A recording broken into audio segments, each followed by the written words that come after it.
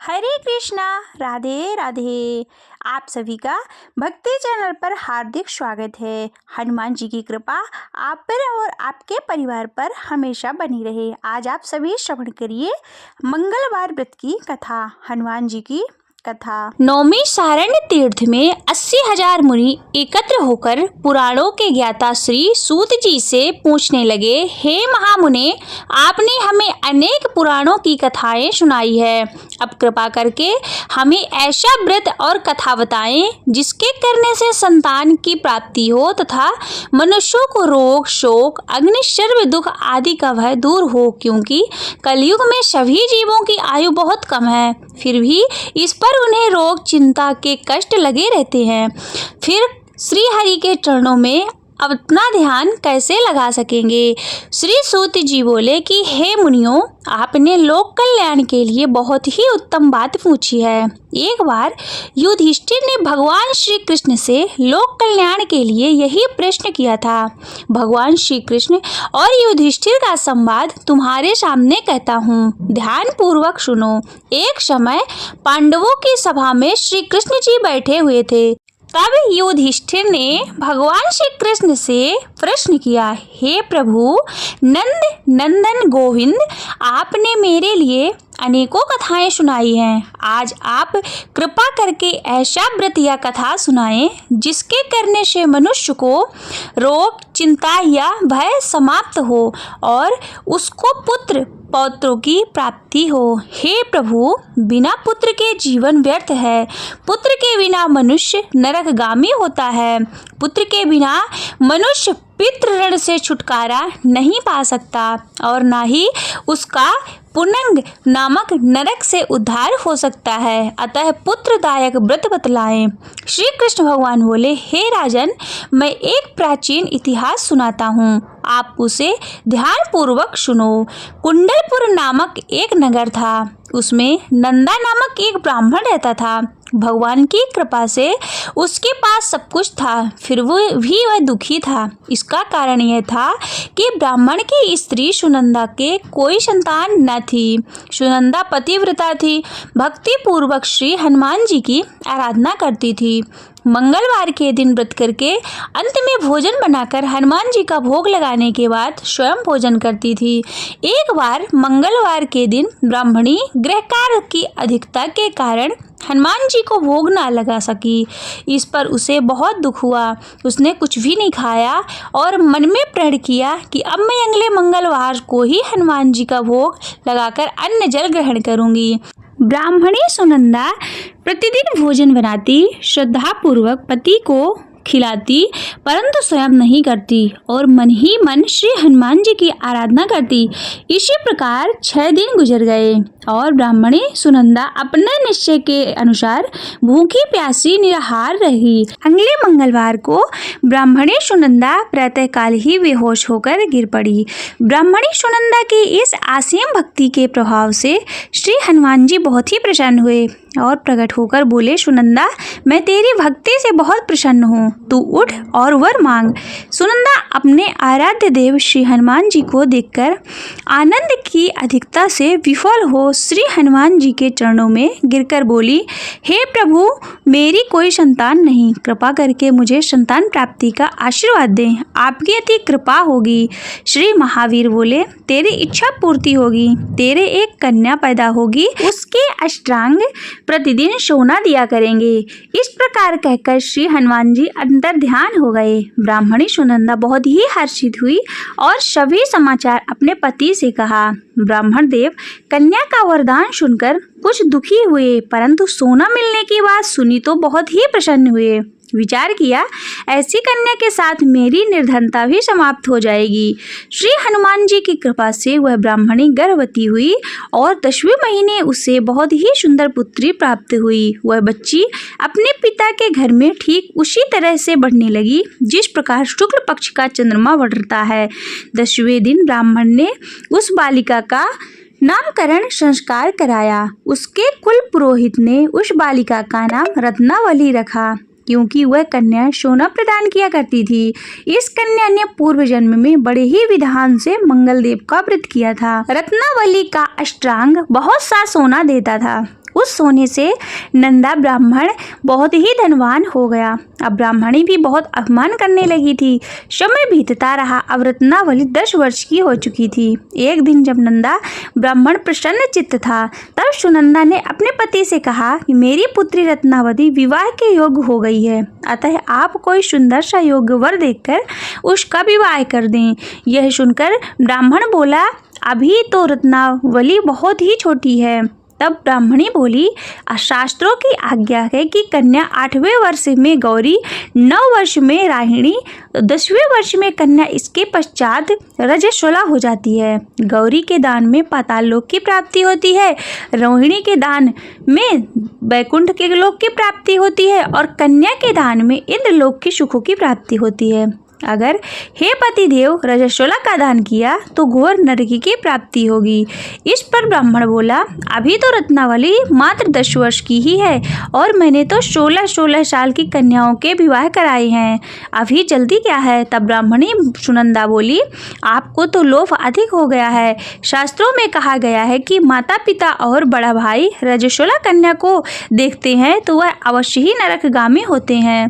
तब ब्राह्मण बोला, अच्छी बात है, कल मैं अवश्य ही योग्य वर की तलाश में अपना दूत भेजूंगा। दूसरे दिन ब्राह्मण ने अपने दूत को बुलाया और आज्ञा दी कि जैसी मेरी सुंदर कन्या है वैसा ही सुंदर उसके लिए वर तलाश करो। दूत अपने स्वामी की आज्ञा पाकर निकल पड़ा। परमपई नगर में उसने एक सुंदर लड़के को देखा।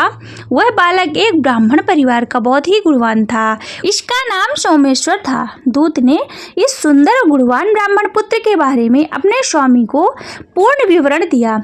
ब्राह्मण नंदा को भी सोमेश्वर अच्छा लगा और फिर शुभ मुहूर्त में विधि पूर्वक कन्यादान करके ब्राह्मण ब्राह्मणी संतुष्ट हुए। परंतु ब्राह्मण के मन में लोभ समाया हुआ था। उसने कन्यादान तो कर दिया पर बहुत खिन्न भी थी कि उसका विचार किया कि रत्नावली तो अब चली जाएगी और मुझे इससे जो सोना मिलता था वह अब नहीं मिलेगा। मेरे पास जो धन था तो इसके विवाह में खर्च हो गया और जो शेष बचा है वह भी कुछ दिनों पश्चात समाप्त हो जाएगा। मैंने तो इसका विवाह करके बहुत बड़ी भूल कर दी। अब कोई उपाय ऐसा हो जो रत्नावली मेरे ही घर बनी रहे, अपने ससुराल न जावे। लोभ रूपी राक्षस ब्राह्मण के मस्तिष्क पर लोभ छाता ही जा रहा था।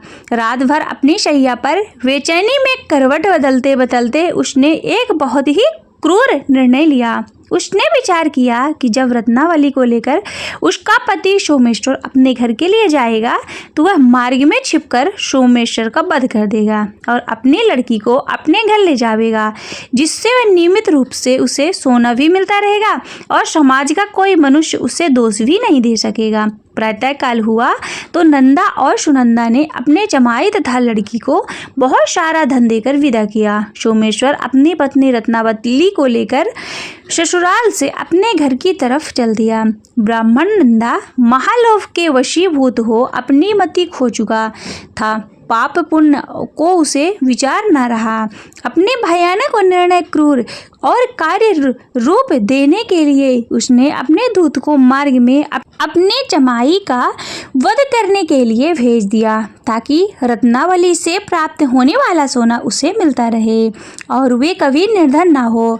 ब्राह्मण दूत ने अपने स्वामी की आज्ञा का पालन करते हुए उसके जमाई सोमेश्वर का मार्ग में ही वध कर दिया। समाचार प्राप्त होकर ब्राह्मण नंदा मार्ग में पहुंचा और रुदन करती कर अपनी रत्नावली से पूछा कि हे पुत्री, मार्ग में लुटेरों ने तेरे पति का वध कर दिया।